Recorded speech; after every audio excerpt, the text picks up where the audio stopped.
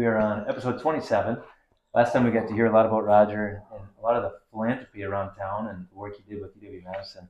Roger, obviously we met. You were here at New Perspective. That wasn't that long ago, right? No, it wasn't. We came here, it'll be 4 years in July that we came to this place. Now, how come we're at this place? I don't know, here again, I don't know exact time frame. I can apologize to everybody for not having all these dates and names squared away, but I'm doing this all off the top of my head, so please forgive me if I wrote something. I know I mentioned Antic's name, it should have been Alex, but they both start with A, so I was... Anyhow, I could see that Linda and I were married in 1993, or in 96. I met her in 1994. I made my first trip to Poland in 1993. So we got married in 96, and her mother had a serious problem with dementia, and she died when she was about 90. I married Linda. She was 15 years younger than I was. And I knew something was going to, in all probability, that she was going to have a dementia problem. And we had a great life together. When we got married, she said, we should do two things. You should learn how to play bridge and ballroom dance. I said, okay. So I took bridge lessons, and I found out that's a wicked game. They're mean to each other, and all you do is sit down, you don't do anything. So I said, okay. I took the lessons, and I caught the instructor making a couple of mistakes, but I still didn't know how to play bridge. But I had remembered what she'd been teaching. I said, is that right? Oh, I made a mistake. But I said, bridge isn't for me, but I'll learn how to dance. I hadn't danced a step, and she was a good dancer, tap dancer, ballroom dancing. And we started with square dancing. We had 3 closets full of the big hoop skirts and everything that she had, and I had the bow tie and everything, and we went to the national convention in Minneapolis, and we are in the Guinness Book of Records. We had the most square dancers on the bridge between St. Paul and Minneapolis. I don't know how they stopped the traffic, but if you check the Guinness Book of Records, you probably find that we have the record unless somebody beat it. We had all of our national square dancers on the bridge square dancing in the middle of the day. I thought that was kind of funny. And then we did square dancing for several years, and then we got involved with a dance club where we learned ballroom dancing. And we're still dancing to this day, and I think we've danced for 20 years in this dance club. The instructor was good. He never let you go home mad. I mean, he always gave you a dance that you could handle before you went home at night. So he was good. We learned the waltz and the cha-cha and the two-step and the East Coast swing and everything else. And it was fun. And we would always have to go out for attitude adjustment after the dance and get something to eat. Taco Tuesday, right? Dance on Tuesday. And incidentally, we still have the dances in New Perspective here, but I'm getting ahead of myself. So we went to look at various senior living facilities maybe 7 years ago, and we found New Perspective, which I thought was one of the best ones that we had seen. And I gave them a $500 check to save us a place. And then they would call you and say, we got a 2-bedroom available for you. I said, well, I'm not ready for it yet. But then, Linda wasn't ready for it yet. But then 4 years ago, I could see her having problems. I lost Linda a couple times. She took a walk. I didn't know where she was. And she didn't cook anymore. I cooked for, I think, 6 years. I got on HelloFresh. I don't know if you know HelloFresh. You have food deliveries to your house, 3 meals a week. It was pretty good food, but they had the raw carrots and the raw potatoes and tilapia and you name it. But I did the cooking, I did the laundry, and I did everything. I have to tell a funny story. When we got married, she was 100% Czech nationality. So before we got married, he said, well, we do our own cleaning. She said, I do our cleaning with a Czech. I said, I plan on doing the same thing. But that didn't go over very good with her. I was thinking of her, and she was thinking of money. Needless to say, she won that argument, and we did it with the paper check. But this was before we were married, and she still married me. Now, in 2022, I think it was, I said, we're going to go to New Perspective. We took a look at it again. She said, well, I don't know about you, but I'm not moving. I said, well, what do you have for plan B? Well, she didn't have any plan B. I said, we can still go out and do things and so on and so forth. So I convinced her to come to this place. And we lived independent living. We had a 2-bedroom apartment. And I'm sitting in the living room now, or living room, kitchen, television room, whatever you want to call it. And after she was here a short time, she said, I like it here. So that took care of that. Now we stayed here a couple of years. And I was taking care of her, but I was taking care of the toiletries and everything else. And I was worried that I was going to fall on her because my balance was all that great. So I hired somebody to give her a shower every day. So Denise, who's been wonderful to me, would come up here every morning and give her a shower. And if she needed clothes, she'd buy the clothes, and was a great help to me. And then we got to the point where one day the doors in my apartment closed very slowly to allow ingress and egress with a wheelchair. And I heard the door click. By that time, it had been a half a minute or so for the door to close, and Linda was gone. I looked all over. I couldn't find her. And while I was looking, she was getting farther away. And a half hour later, 2 police cars came up here and they delivered Linda. She had taken a walk and she ended up in an apartment in the complex here. And somebody saw her and they said she must be from New Perspective. So we decided that I couldn't tolerate this anymore. So a year ago, this coming July, we put her in the memory unit. New Perspective has a memory unit and a vivid care unit, which is another level of care. And they have my area here, which is independent living or assisted living. So I do everything myself up here. I do whatever cooking I do. I have a 1 meal a day plan, and I cook the rest or live on the casserole circuit, and anybody wants to bring me to eat. And they've been real good to me. And now Linda went into the memory unit a year ago in this coming July. And how do you get her into the memory unit? I had taken her to the retired men's group. I talked to the executive committee of the retired men's group. I said, may I bring Linda along to the men's meeting because I can't leave her alone that long? They said, sure. So Linda came to me at the retired men's meeting, sat with me, and they have a coffee and donut before the meeting. And I hadn't been eating the donut because I was trying to watch my weight. And I set her down by the table, and I usually had half a dozen friends sitting with me, and they all had a donut. And she folded her arms, and I had to remember she was non-communicative. She couldn't talk except if everything was real calm. So she said, where's my donut? So from that time on, I also ate the donut with her. But I thought it was pretty nice of the retired men's group to let her. So then we got to the point where we couldn't handle it anymore, and we put her in the memory unit. And I went down to the memory unit every morning at 6:15.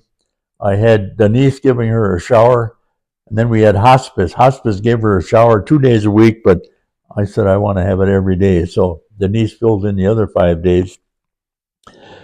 And I was assuming that they would have kind of one-on-one treatment or care of them, but I soon found out that with a couple caregivers and 25 people in the memory unit, they aren't going to have one-on-one. So I was in the rescue squad 3 times in 6 days that Linda had fallen, cut her head, there was blood all over the doors jamb and so forth. And I said, well, that's got to change. So I hired somebody like a home instead. I happened to hire comfort keepers to watch over her from 8 o'clock in the morning until noon.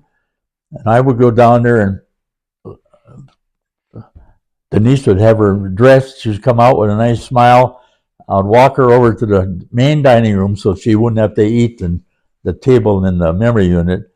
And believe it or not, she read the Wall Street Journal every morning while I was feeding her oatmeal. And she was read the Wall Street Journal, turn her head, I'd give her a spoonful of oatmeal, and she'd go back to reading. And she actually was reading it, and she would say Trump and so on and so forth. So at noon, the person from Comfort Keepers would leave, and now I would be with her all afternoon. And at night, I ate all the meals with her. And at night, I had another caregiver coming in, and they would watch her until she went to bed at night. So that way, I had somebody watching over her all the time she was out of bed, and we cut down the falls considerably. You tried making a barter with her at one point, right? For eyesight, for your memory. Oh yeah, I said I got a deal. I said I'll give you part of my memory, which she didn't have, and you give me one of your eyes. But we couldn't work out any financial arrangements on it. But she was a sweetheart, and we danced together. They have a happy hour on Friday, and they have a hired musician, a good singer, and a guitar. And every week he would say, now we're going to have the Tennessee Waltz Dance by Roger and Linda. And both of us had trouble standing up, but we'd get up there and dance. And she just loved to dance. The tears would be coming down her cheeks. And at the end of the dance, I would twirl her and show her to the audience, and everybody would clap. And I danced with her 4 weeks before she died. And a lot of fond memories. And now we're still dancing, but I don't have a partner, except I've danced with a couple of the people here, and they don't understand that the men's lead. I said, I want to tell you something. I do the leading, even if it's wrong. I do the leading. Some of them don't think that's right, that they're going to lead, but she danced with me. Now I don't have any partner, but one of our ladies from our dance group dances 2 dances with me, a foxtrot and a waltz, every time we have dancing. So it's pretty nice. I thought it was interesting when we met early on. You talked about some of the things that people don't consider in a place like New Perspective. You talked about the utensils and the cups. Oh, yes. She was in the memory unit, and the people in the memory unit don't know what's right and what's wrong. And I soon noticed that they were giving, in the main dining room, you got a cloth napkin, nice cloth napkin, and a fork, a knife, and a spoon, and a standard-sized cup and a standard-sized goblet glass. We get her in the memory unit, they got cups that seemed to come from her premium companies. They couldn't even get their hands around, and they were a different cup every day. And glasses the same way. They had big tumblers that needed 2 hands. And they gave them a paper napkin and 1 fork. So I was very disgusted. So I called a meeting. First of all, I found out there's an agency in Wisconsin that watches over these type of facilities. And we made arrangements for them to come down, and I thought they would handle the meeting, but they set up the meeting, and I had the manager of the place and the assistant manager, Denise Miguel, that I was paying, a couple of the caregivers, the gal from Madison, and myself. And she sat down and said, okay, it's your meeting. So here I was, and I proceeded to tell the manager of the place that he was doing a poor job of managing this place. I said, I've been here for 2 years. You don't even know my name. I said, if I would be the manager, I would know every name, and I would sit down in the dining room and eat with them. And I said, you're treating the people in the memory unit like second-class citizens. Here's I'm talking to the guy that's running the place. I said, you got a paper napkin and 1 fork. I said, go down there at noon and watch them stir their coffee with a fork handle. Then you'll see what's going on. I said, nobody comes at mealtime. That's when you see what's going on. So Plus the paper napkin, right? A lot of paper napkin, 1 paper napkin, and then they gave them a finger food. Now, that doesn't really match up. And that's why I ate breakfast with Linda in the dining room all the time. And finally, she couldn't make the walk anymore, so then we had a wheelchair. And later on, she couldn't handle a wheelchair. Then we had a Broda wheelchair, which is kind of a sling-type wheelchair. And then a Hoyer sling to get her in and out. So in 6 months' time, she went from walking to the dining room to not being able to walk.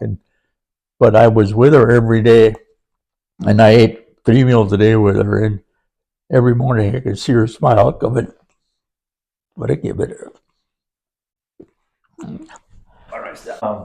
Well, after the meeting we had, they said, we're going to make some changes. We're going to have an interview every 6 months. And I told them, I said, that's not the way to do it. You should get in with the troops, find out their names, sit down at the table with them. If it's only for 10 minutes, they know who you are. I said, right now, I was in the elevator with you the other day. You didn't even know my name. And I've been here for 2.5 years. I said, I know your name, but you don't know mine. Anyhow, they said, we're going to make some changes. So they said, we're going to get new glasses, we're going to get new cups, and we're going to get cloth napkins, and we're going to have fork, knife, and spoon. I said, that's good. So 2 days later, I went down into the place again, and I saw that paper napkins, a fork. I said, and then I went into the supervisors, and I was somewhat ticked. I said, you said you were going to do this. She said, well, I told them. I said, you can't tell them. You have to see what's going on. I said, get in the room there instead of sitting in your office here and find out whether they have paper napkins or not. So now they have the cloth napkins, and it was kind of funny. Other people felt the same way, but they didn't have the courage I did, and they all came up to me, how'd the meeting go? How'd the meeting go? But I'm happy that they took action on the deal, and it's a lot better than it was. So I got through that without. I've been in a lot of trouble exposure during my life, but somehow I get out of them. And how long has it been now in total that you've been here? It's going to be 4 years in July, and I've been living alone here. She died March. Oh, tell you, I had supper with her on March 2nd, and Will, her son, works at Jake's company, Snyder National, and he would come and see to that she got to bed at night, and then I would come up here. So he called me, he said, there's something wrong with Linda. So I went running down there, and she looked like she had passed out, but I think she was already passed on. But she was in perfect shape all day. I mean, no outward changes. And she went to bed at night, and she moved her arms, and she was gone just like that. So she didn't suffer. And amazing thing, about 2 months before she died, she said, I want to die with you, Roger. So she got a wish. I mean, she didn't want to be here without me, and I didn't want her to be any place but some place where they took care of her. So I had everything pretty well set, but here I am. And now I'm the oldest resident in New Perspective. Can you believe it or not? Dan Matthias was 100 and a half. He was 100 in September, and he died Wednesday morning. So now it's not much of a distinction to have to be the oldest guy in a senior living facility. Yeah, that's only by the number, though, not by your memory Yeah. or any other measurement. And one of the joys of the last 10 months is meeting Jake. I mean, I'm almost like a grandpa to him, and I think we enjoy each other. At least I enjoy his part. And we've had a few beers and a few pizzas together, and he will give me a call. He said, let's go out and have pizza. So we go out and have pizza, and we can talk. I was in business. He's in business. He's vice president of engineering. Trucks at Snyder doing a good job, and he takes time. He must have worked 150 hours on this presentation, and we've had quite a few sessions. We don't know what we're going to say, but he said, start talking. Oh, incidentally, we still have room on this or Yeah, not? we got room for sure.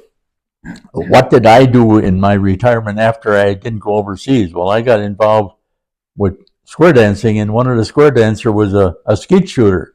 He said, you should come skeet shooting. I said, okay. So I went skeet shooting, and I liked it. So we went skeet shooting 3 times a week. I bought a nice Remington 396 over and under shotgun, and then we graduated into sporting clays, and I think I've shot 70,000 rounds of sporting clays.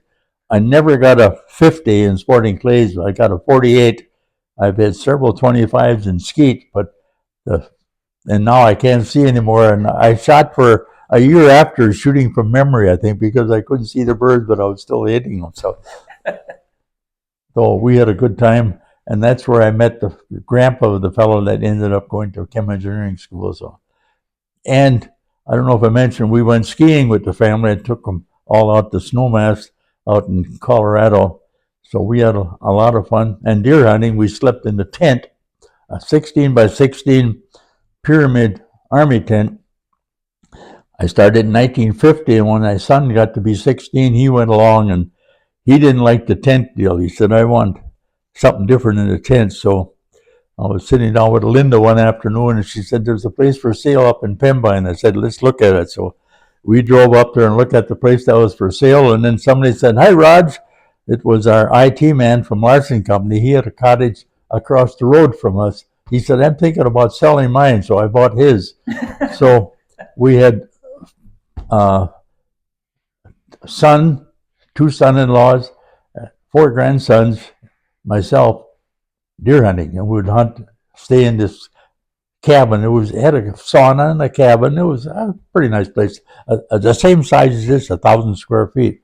So we did that for many years, and then we went fishing to Canada. I think I told you about that. And then COVID came along and put the kibosh on that. But we did have a lot, and we went to Disney World and so forth. So even though I was busy with my trips, after I stopped the trips, I ended up doing a few things with the family. Still have a lovely family, but not many of them left. I've lost all my children and my 2 wives. So, and I tell you about my cancer or not? Yeah. Yeah. That was 1994, and I had stage 1 cancer, and I went to Mayo and I had it done, and I'm still here. So I have a lot good to say about Mayo, and they're just still checking up on me. The form says, are you still living now? So